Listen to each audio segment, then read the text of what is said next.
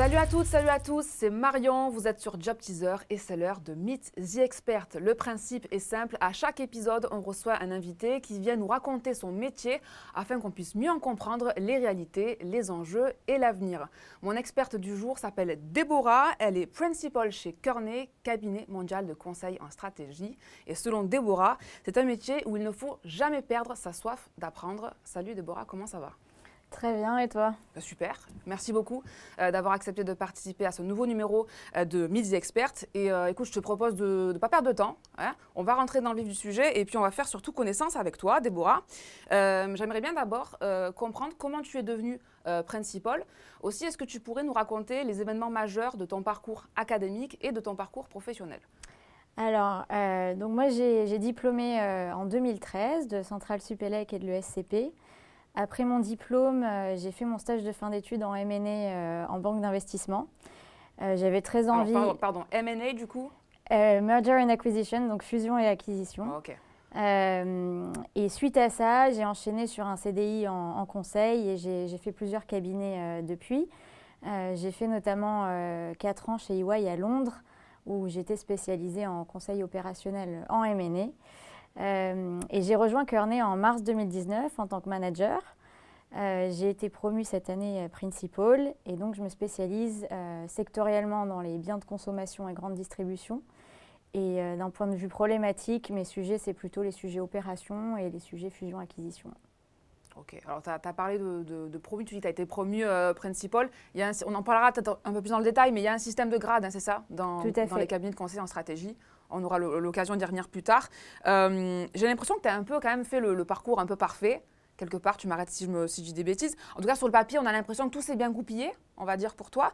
Est-ce que c'est lié au fait que tu savais très tôt que tu désirais évoluer dans les métiers du conseil en stratégie ?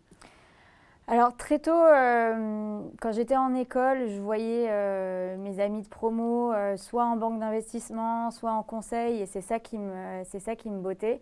Enfin, j'avais vraiment envie de me confronter aux enjeux business des entreprises, c'est ça qui m'intéressait.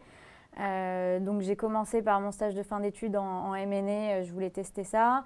Et puis je me suis rendu compte qu'en fait, en parlant à des amis de promo, ce qui m'intéressait le plus, c'était la variété des missions et le fait de travailler tout le temps sur des problématiques différentes. Donc c'est comme ça que je me suis lancée en conseil et particulièrement le conseil en stratégie.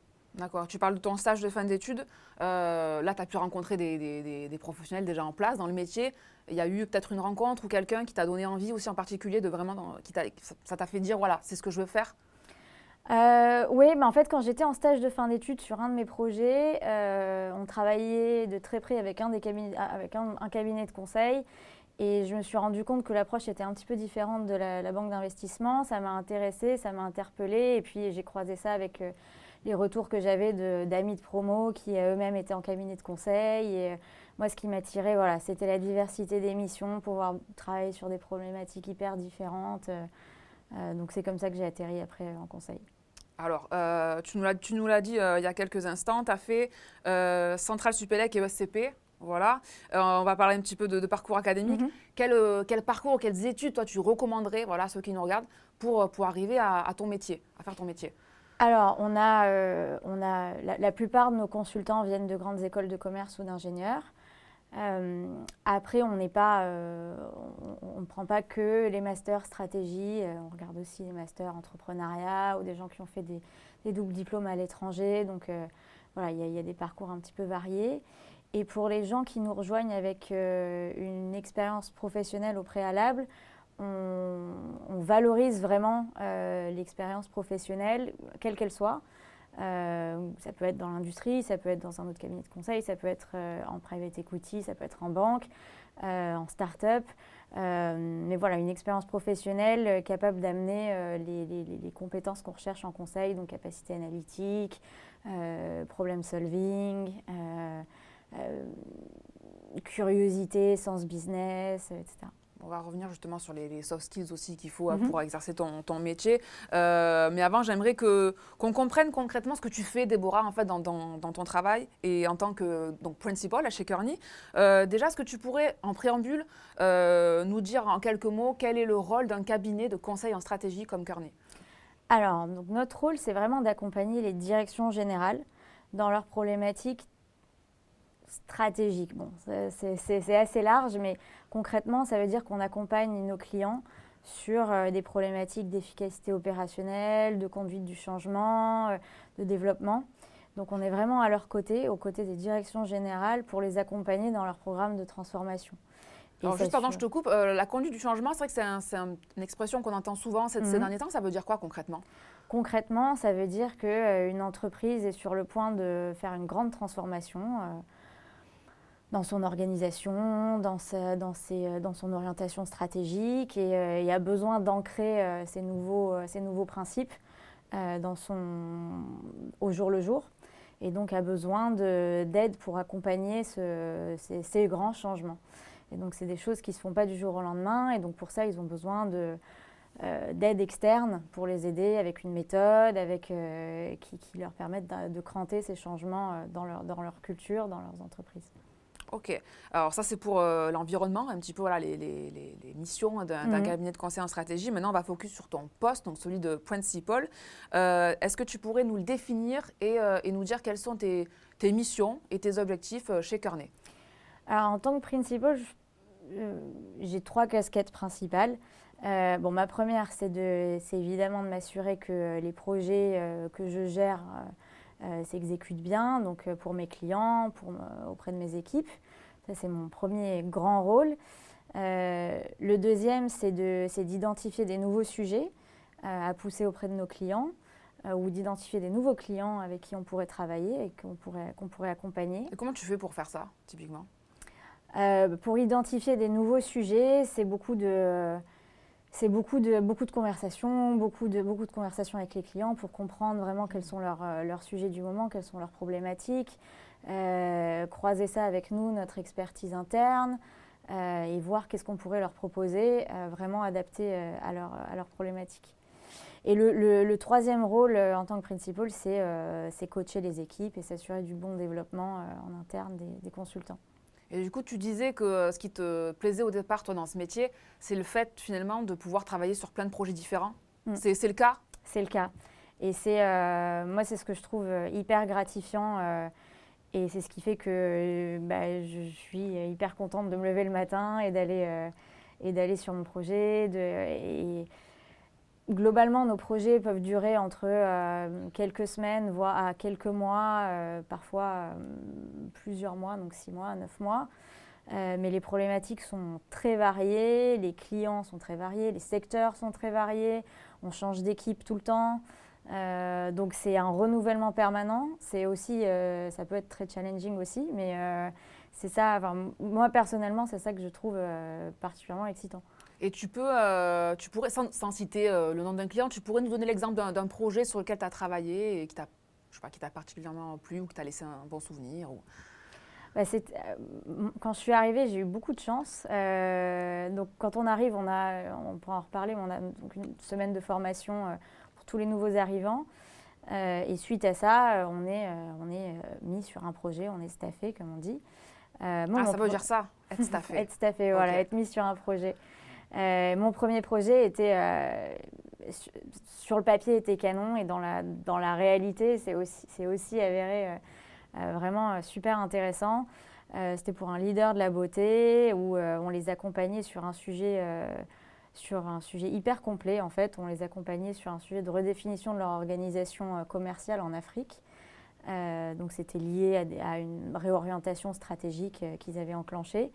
Et ils nous posaient la question, quelle nouvelle organisation commerciale en Afrique pour asseoir ces nouveaux objectifs stratégiques. Donc derrière, on les a aidés à construire tout un business plan à 5 ans, qu'on a décliné sur tout le continent, donc sur les différents pays. On les a aidés aussi à redéfinir leur flux de supply chain. Donc c'était vraiment un sujet très très complet.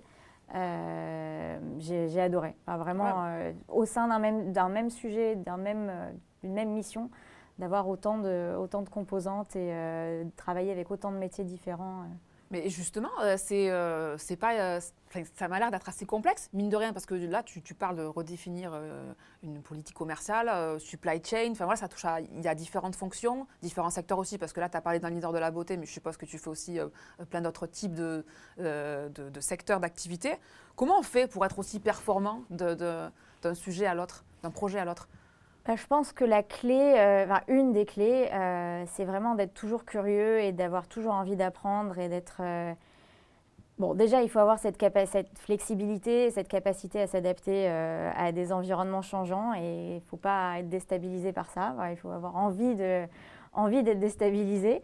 Et puis l'envie d'apprendre pour que sur chaque expérience, vraiment, ça soit un petit peu une éponge et qu'on absorbe... Parce que voilà, sur ce métier de consultant, vraiment la clé, c'est on apprend on the job, on apprend vraiment au fil de l'eau, au fur et à mesure des missions. Et le plus on est curieux, le plus on a soif d'apprendre, le plus on engrange du savoir et de l'expérience.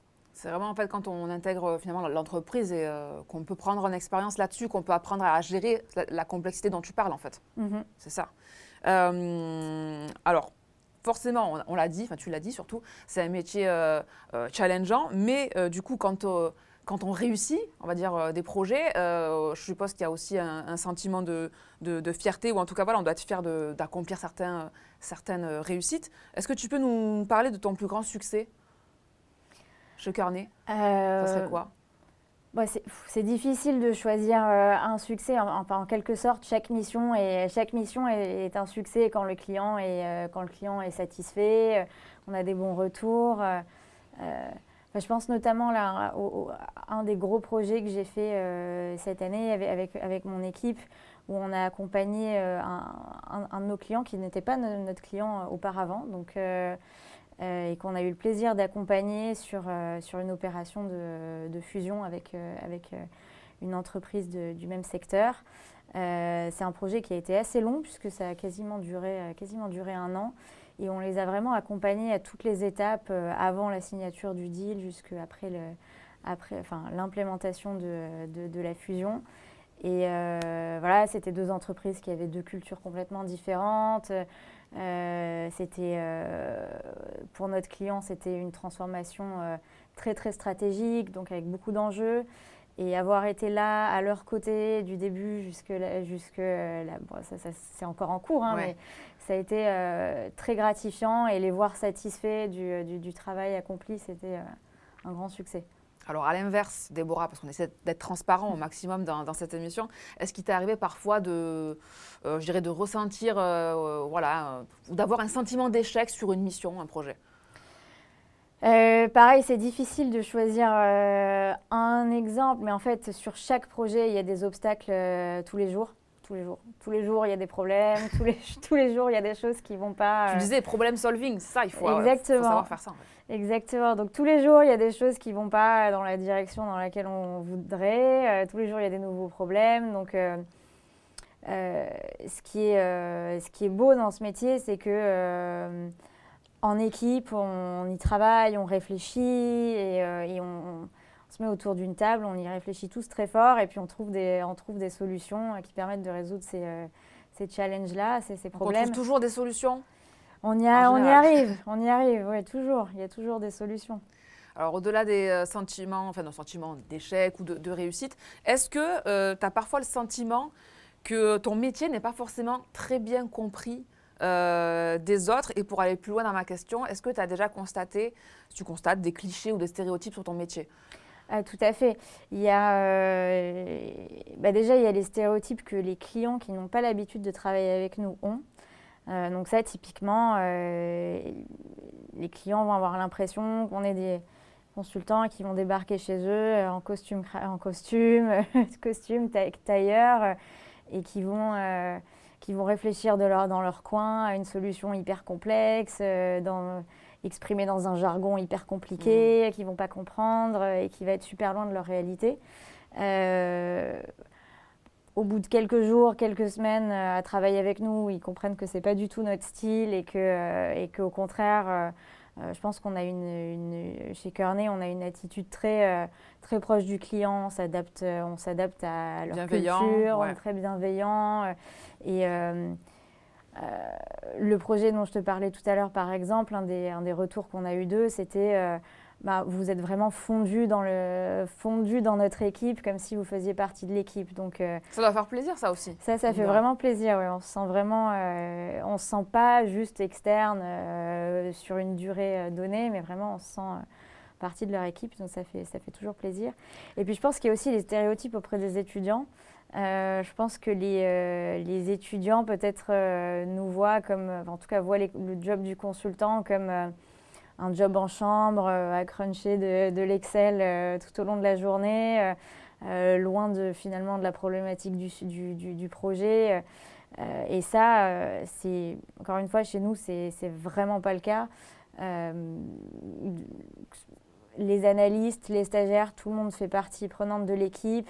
C'est un métier où le travail d'équipe est primordial et chacun a son mot à dire.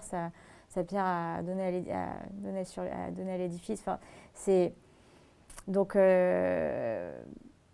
le monde a son mot à dire et tout le monde participe à la vie du projet, aux réunions clients, quel que soit le grade. Alors tu parles des étudiants, justement s'il y a des futurs candidats à Kearney qui suivent cet épisode de Midi Expert, je pense qu'ils aimeraient bien savoir un petit peu quels soft skills et quels hard skills il faut avoir pour maîtriser ton poste, ton métier. On en a déjà un petit peu parlé tout à l'heure, tu as distillé quelques infos. Est-ce que tu pourrais là vraiment entrer précisément nous donner les soft skills et les hard skills donc à avoir impérativement?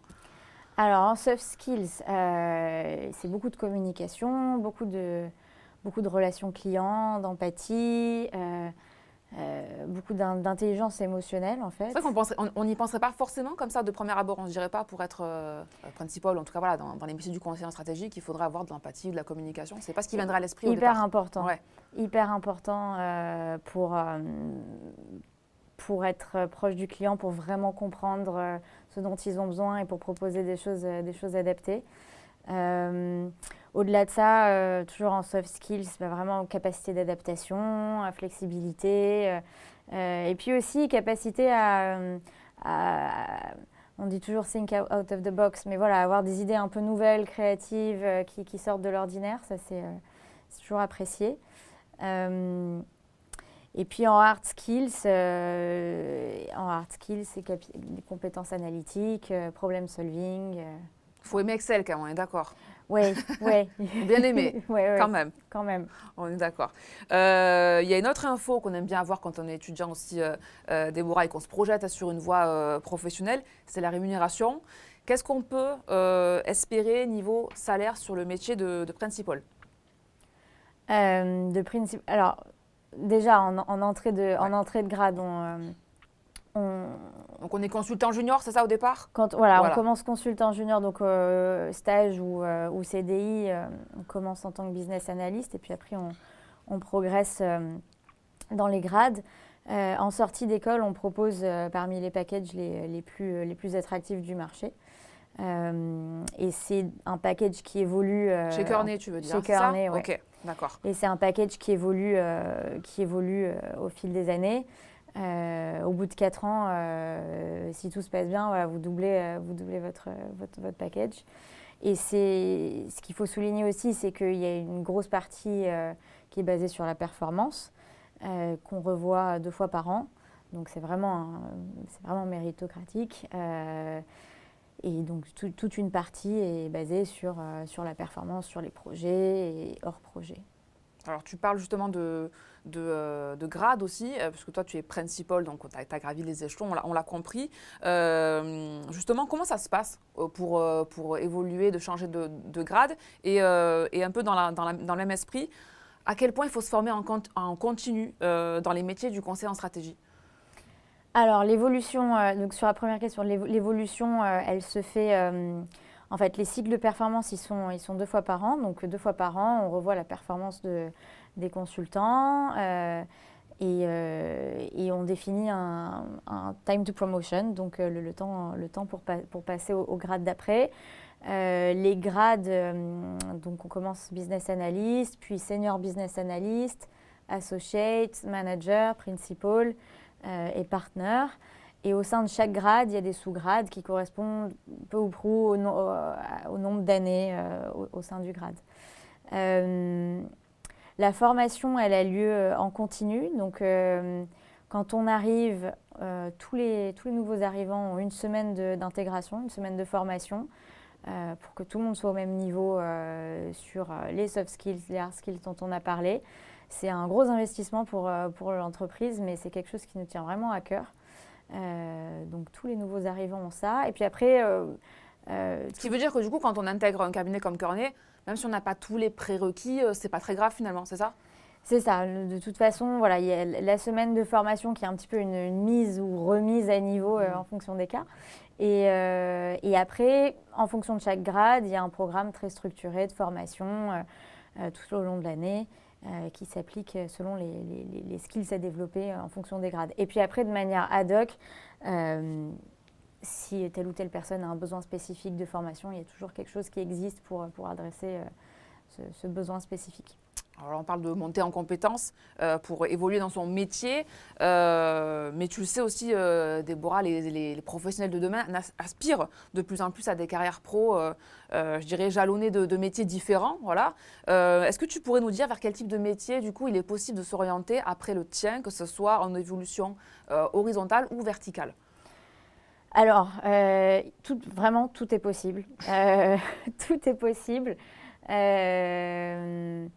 Les gens qui quittent le conseil partent faire vraiment des choses très diverses. Ça peut être pour prendre des rôles en direction stratégique, direction M&A, direction développement d'une entreprise, partir sur des rôles en start-up ou partir dans des rôles en fonds de private equity par exemple. Mais c'est aussi le conseil en stratégie, c'est aussi une très très bonne école si on veut créer sa propre entreprise. Donc oui, parce qu'on touche à tout quelque part. On touche à tout et puis on apprend des briques hyper fondatrices voilà, pour créer son projet à soi. Donc ça, c'est des choses qu'on voit. Et puis sinon, il y a la progression naturelle au sein du cabinet. On l'a compris avec Partner, c'est ça, le dernier grade, voilà. Entre guillemets, le Graal, du coup, qu'on peut viser. On reste dans cette idée de projection, Déborah. J'aimerais que tu nous dises quelles sont, selon toi, les grandes mutations actuelles et les défis à venir dans ton métier. Alors, celle qu'on a vu se réaliser là, c'est mutation totale de nos modes de travail. Avec la crise et le Covid. Donc il y a beaucoup de choses qui ont changé dans notre manière de travailler. On est beaucoup plus flexible, on a l'habitude de travailler maintenant en remote, avec nos clients, avec nos équipes. En remote, à distance du coup, c'est ça? À distance, que ce soit avec nos équipes ou avec nos clients. Donc on est beaucoup plus flexible là-dessus et c'est vraiment des choses qui vont rester. Pour le mieux. Hein, ça c'est bien, on est pour content. Pour le mieux. Deux grands autres défis, je dirais, c'est tout ce qui a trait à la data. Maintenant, on travaille plus comme avant. La data, c'est au cœur des problématiques de nos clients. Voilà. Et nous, ils nous demandent aussi d'être beaucoup plus réactifs, de travailler différemment et d'intégrer ces problématiques différemment pour être toujours plus pertinent auprès d'eux. Et le troisième sujet, c'est tout ce qui est CSR, où ça aussi, pareil, c'est une grande problématique chez nos clients. Alors CSR, si tu peux expliquer ce que c'est? Alors c'est tout ce qui a trait à l'environnement, à la corporate responsibility, tout ce qui est sustainability. Donc tous ces sujets-là sont au cœur des préoccupations de nos clients, qui nous demandent, qui viennent vers nous pour nous demander nos conseils. Donc pareil, pour rester pertinent, nous aussi on change nos modes de fonctionnement et on leur propose des choses différentes. Bon, moi ça vous fait du travail. Pour le coup, dans les années à venir, on a compris, c'est un métier clairement où il y a beaucoup de projets, il y a beaucoup de choses à faire dans les années à venir. Déborah, est-ce que tu aurais un conseil maintenant pour celles et ceux qui voudraient se lancer dans le conseil en stratégie? Eh bien, le premier conseil, si vous voulez postuler, c'est d'être prêt, c'est de se préparer donc, aux études de cas. Ça, on n'y échappe pas, c'est le classique. Ça se prépare. Cultiver son sens business et sa curiosité business. Donc ça se fait au travers de vraiment rester au courant de ce qui se passe dans les infos sur les entreprises, sur l'économie, rester connecté. Et puis, si vous venez préparer des entretiens chez nous, soyez vous-même, parce qu'on cherche vraiment des personnalités authentiques. C'est ce qui fait la force et la diversité de notre cabinet. Bon, eh ben super. Écoute, Déborah, avant de te libérer, je profite que tu sois avec nous sur Job Teaser pour savoir justement si vous recrutez en ce moment chez Kearney. Bien sûr, on recrute tout au long de l'année, à tout grade, stage et CDI. Donc, si vous êtes intéressé, n'hésitez pas à venir nous voir sur nos différents événements écoles, les forums, etc. Et aller faire un tour sur notre site carrière. Bon, eh ben, c'était le mot de la fin. Merci beaucoup, Déborah, pour ton partage d'expérience. Merci beaucoup. Tes précieux conseils aussi. Et puis, merci aussi d'avoir joué le jeu de Meet the Expert. Ça a été pour toi, ça va? Oui, très bien. Bon, eh bien, parfait. J'ai été ravie d'animer cette émission en ta compagnie. Et j'espère qu'on aura réussi à éclairer le chemin des jeunes talents qui nous ont suivis aujourd'hui. Quant à moi, je vous dis à très bientôt pour de nouveaux épisodes Meet the Expert. Ciao, ciao.